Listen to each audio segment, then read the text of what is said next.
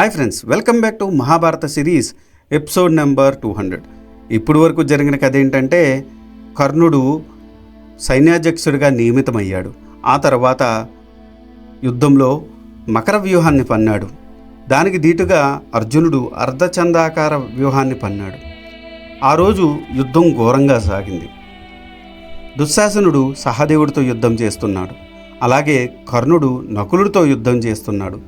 కర్ణుడు నకులుడిని ఓడించి తన తల్లికి ఇచ్చిన మాట ప్రకారం నకులుడిని చంపకుండా వదిలేశాడు. నకులుడు యుధిష్ఠిరుడి దగ్గరికి చేరుకున్నాడు. ఆ తర్వాత ఏం జరిగిందో తెలుసుకోవాలనుకుంటే ఈ వీడియోని స్కిప్ చేయకుండా లాస్ట్ వరకు చూడండి. నకులుడి పరాభవంతో కర్ణుడు విజృంభించాడు. పాండవ సేనను చిన్నాభిన్నం చేస్తున్నాడు. సారథులను చంపుతున్నాడు. హైములను నేలకూలుస్తున్నాడు. రథములను విరగ్గొడుతున్నాడు. రధికుల తలలను నరుకుతున్నాడు. పాండవ సేనను నిర్మూలం చేస్తున్నాడు. ఆ సమయంలో యుయుత్సుడు ఉలూకుడిని ఎదుర్కొన్నాడు. ఉలూకుడు యుయుత్సుని విల్లు విరిచాడు. కేతనమును తురించాడు. యుయుత్సుడు మరొక ధనస్సు తీసుకున్నాడు. ఉలూకుడి వక్షస్థలం మీద 5 బాణములు గుచ్చాడు. ఉలూకుడు ఒకే ఒక్క బాణంతో యుయుత్సుడి సారథిని చంపాడు. రథాశ్వాలను చంపాడు. యుయుత్సుడు తన రథము దిగి మరి ఒక రథము ఎక్కాడు. ఉలూకుడు తన రథమును పాంచాల సైన్యముని మీదకి పోనిచ్చాడు. శృతకర్మ నకులుని కుమారుడైన శతానికుని ఎదుర్కొన్నాడు. అతని హైమలను చంపాడు. సారథిని చంపాడు. శతానికుడు తన గదను శృతకర్మ మీదకి విసిరి అతని రథము విరగ్గొట్టాడు. అతని రథసారథిని హైమలను చంపాడు. శృతకర్మ వేరొక రథం మీదకి ఎక్కాడు. భీముని కుమారుడు శృతసోమునితో శకుని యుద్ధం చేస్తున్నాడు. శృతసోముడు శకుని మీద అనేకానేక అస్త్రశస్త్రములు ప్రయోగించాడు. శకుని వాటిని ముక్కలుగా నరికాడు. శకుని తన వాడి అయిన బాణములతో శృతసోముని రథమును విరిచాడు. హైమలను చంపాడు. పతాకమును విరిచాడు. శృతసోముడు నేల మీదకు దూకాడు. నేల మీద నుండి శకుని రథమును తన బాణములతో ముంచెత్తాడు. శకుని తన పదునైన బాణములతో శృతసోముని విల్లు నరికాడు. శృతసోముడు ఒక కత్తి తీసుకొని శకుని వేస్తున్న బాణములన్నిటినీ నరుకుతున్నాడు. శకుని ఒకే ఒక బాణంతో శృతసోముడు పట్టుకున్న కత్తి విరగ్గొట్టాడు. శృతసోముడు విరిగిన కత్తిని విసిరి శకుని విల్లును విరిచాడు. వెంటనే వెళ్ళి శృతకీర్తి రథం ఎక్కాడు. శకుని మరొక విల్లు చేతబూని పాండవ సేనను నాశనం చేస్తున్నాడు. మరో పక్క దుష్టద్యుమ్నుడు కృపాచార్యుడితో యుద్ధం చేస్తున్నాడు. తన బావగారిని చంపిన దుష్టద్యుమ్నుని చంపాలని కృపాచార్యుడు శతవిధాలా ప్రయత్నిస్తున్నాడు. దుష్టద్యుమ్నుని మీద అనేక పదునైన శరములు ప్రయోగించాడు. సారథిని హైములను కొట్టాడు. ఇది చూశాడు దుష్టద్యుమ్నుడి రథసారథి. అతనితో ఇలా అన్నాడు: దుష్టద్యుమ్న, ఈ బ్రాహ్మణుడు అత్యంత భుజశాలి, అస్త్రవిద్య సంపన్నుడు. ఇతనిని నువ్వు చంపలేవు. ఇతనితో యుద్ధం ప్రస్తుతం మంచిది కాదు. మన రథమును అవతలకు తీసుకుని వెళ్ళమంటావా అని అడిగాడు. సారథి ఆలోచన మంచిదే గాని కనిపించింది దుష్టద్యుమ్నుడికి. అలాగే అన్నాడు. సారథి దుష్టద్యుమ్నుడి రథమును పక్కకు మళ్లించాడు. తన రథమును భీమసేనుడి రథం వద్దకు తీసుకుని వెళ్ళాడు. కృపాచార్యుడు మహోత్సాహంతో ధనుష్టంకారం చేసి శంఖం పూరించాడు. పాండవ సేనల్లో చొరబడి వారిని నాశనం చేస్తున్నాడు. ఇంతలో శిఖండి కృతవర్మను ఎదుర్కొన్నాడు. శిఖండి 5 శరములను కృతవర్మ గుండెలకు గురిపెట్టి కొట్టాడు. కృతవర్మ 60 బాణములతో శిఖండి విల్లు విరిచాడు. కృతవర్మ మరొక విల్లు తీసుకుని 70 బాణములతో శిఖండి శరీరం అంతా రక్తం కారేటట్టు కొట్టాడు. శిఖండి కూడా కృతవర్మ మీద 3 నిశితమైన బాణములు ప్రయోగించాడు. కానీ కృతవర్మ ప్రయోగించిన ఆచారముల దాటికి తట్టుకోలేక శిఖండి మూర్ఛపోయాడు. శిఖండి రథసారథి తన రథముని అక్కడ నుండి పక్కకు మరల్చాడు. శిఖండి సైన్యము కూడా పారిపోయింది. అర్జునుడు త్రిగర్త మహారాజుతో యుద్ధం చేస్తున్నాడు. త్రిగర్తునికి శిబి, త్రిగర్త, సాల్వ, సంపక్వ సైన్యము తోడుగా నిలిచాయి.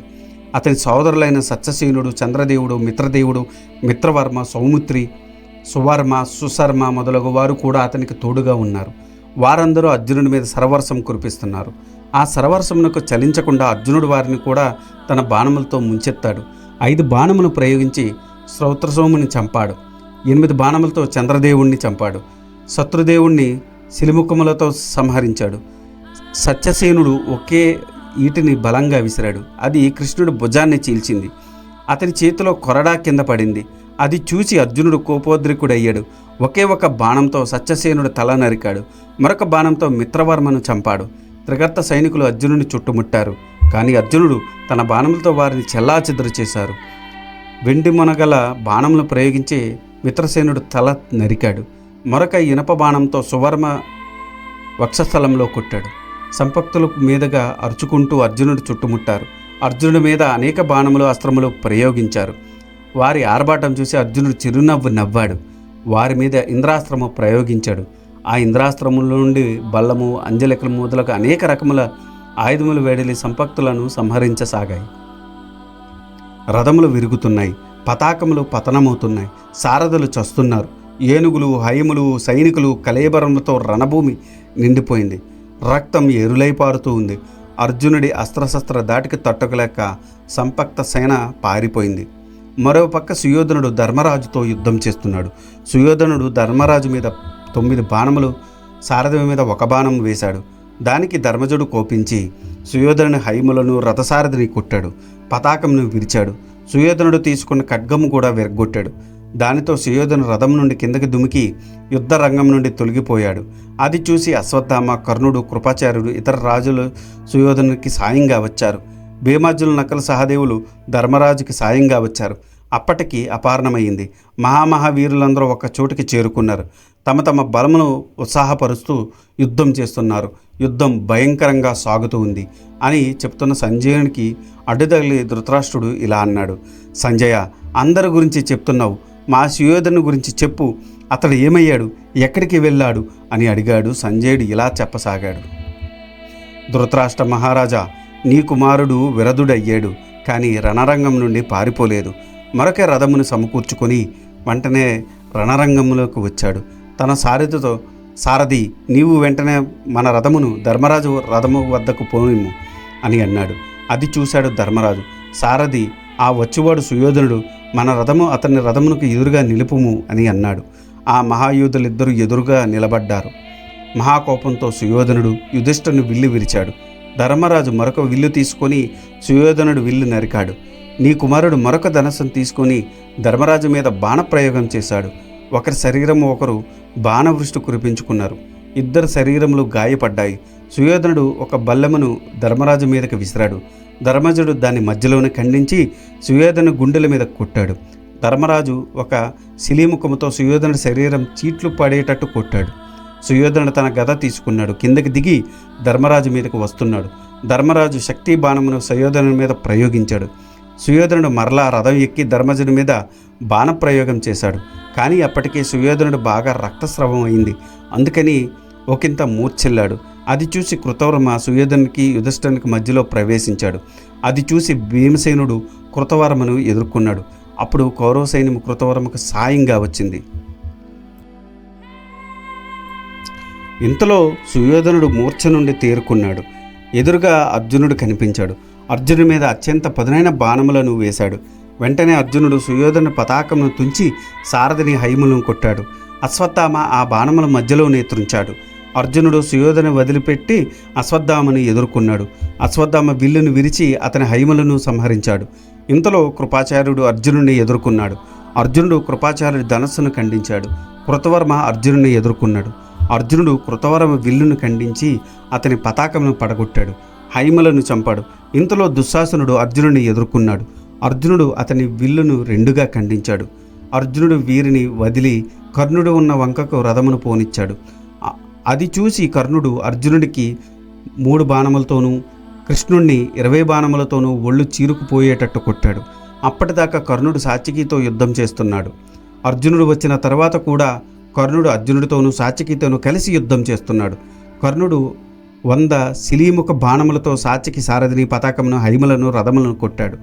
అది చూసిన యుధామ్యుడు, శిఖండి, ద్రౌపదేయులు, ఉత్తమౌజుడు, యూత్సుడు, నకుల సహదేవులు, దుష్టద్యుమ్నుడు, చేతికానుడు, ప్రభద్రకము, చేది, కురూస, మత్స్య, కేకేయ రాజకుమారులు అర్జునుడికి సాయంగా వచ్చారు. కర్ణుడి మీద పలు అస్త్రములు ప్రయోగించారు. కానీ కర్ణుడు అత్యంత చాకచక్యంతో ఆ అస్త్రములను తిప్పికొట్టాడు. తన మీదకు వచ్చిన పాండవ వీరులను, వారి సైన్యములను కకావికలం చేశాడు. అది చూసిన అర్జునుడు కర్ణుడు ప్రయోగించిన అస్త్రములన్నిటిని నిర్వీర్యం చేశాడు.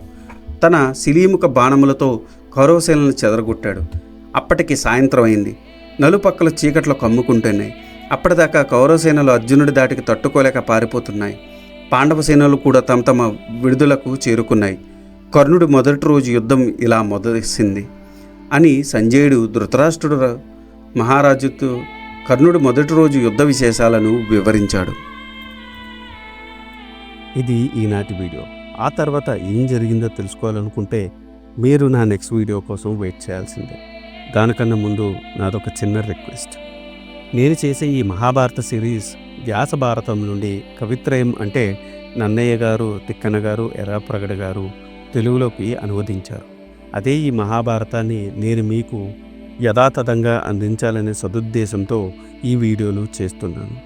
ఏ జనరేటెడ్ ఇమేజెస్తో వీడియోస్ చేయడం కొంచెం కష్టతరమైన విషయం అయినప్పటికీ మన సనాతన ధర్మంలో ఉన్న మంచిని చెప్పాలనే ఉద్దేశంతో పూర్తి కథని ఈ వీడియోల రూపంలో అందించడం జరుగుతుంది. అందుకని మీలాంటి వారి సపోర్ట్ నాకెంతో ముఖ్యం. మీరు నన్ను సపోర్ట్ చేయాలనుకుంటే జస్ట్ మీ అభిప్రాయాన్ని కమెంట్ల రూపంలో తెలియచేస్తూ, లైక్ చేస్తూ, 10 మందికి షేర్ చేస్తూ మన ధర్మాన్ని 10 మందికి అందేలా చేయాలని కోరుకుంటున్నాను. ఈ వీడియో కనుక మీకు నచ్చితే do like, share and subscribe. Thanks for watching. జై సనాతన ధర్మం.